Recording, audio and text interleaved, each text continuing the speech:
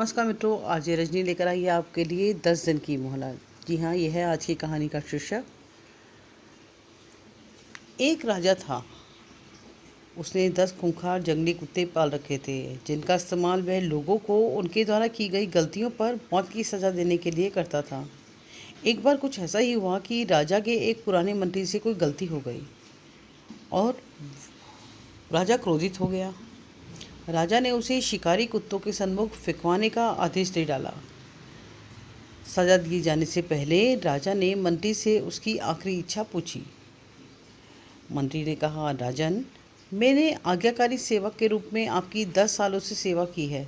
मैं सजा पाने से पहले आपसे 10 दिनों की मोहलत चाहता हूँ। मंत्री ने राजा से निवेदन किया। राजा ने उसकी बात मानी और 10 दिन की मोहलत दे दी।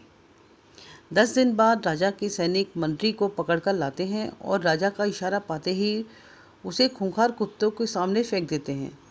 परंतु यह क्या, कुत्ते मंत्री पर टूट पड़ने की बजाय अपनी पूंछ हिला हिलाकर मंत्री के ऊपर कूदने लगते हैं और प्यार से उसके पैर चाटने लगते हैं। राजा आश्चर्य से यह सब देख रहा था। उसने मन ही मन सोचा कि आखिर इन खूंखार कुत्तों को हो क्या गया है, वे इस तरह का व्यवहार क्यों कर रहे हैं। आखिरकार राजा से रहा नहीं गया और उसने मंत्री से पूछ ही लिया, ये क्या हो रहा है? ये कुत्ते तुम्हें काटने की बजाय तुम्हारे साथ खेल क्यों रहे हैं? मंत्री ने मुस्कुराते हुए उत्तर दिया, महाराज, मैंने आपसे जो 10 दिनों की मोहलत ली थी, उसका एक एक क्षण में इन बेजुबानों की सेवा में लगा दिया। मैं रोज़ इन कुत्तों को नहलाता, खाना खिलाता व हर तरह से उनका ध्यान रखता। ये कुत्ते खूंखार और जंगली होकर भी मेरे 10 दिन की सेवा नहीं भुला पा रहे हैं। परंतु खेद है कि आप प्रजा के पालक होकर भी मेरी 10 वर्षों की स्वामी भक्ति भूल गए और मेरी एक छोटी सी गलती पर इतनी बड़ी सजा सुना डाली। तब राजा को अपनी गलती का एहसास हुआ। उसने उसी क्षण मंत्री को आज़ाद करने का हुक्म जारी कर दिया और आगे से ऐसी गलती ना करने के लिए भी सोचा कि अब से मैं ऐसी कभी किसी को ऐसा दंड नहीं दूंगा।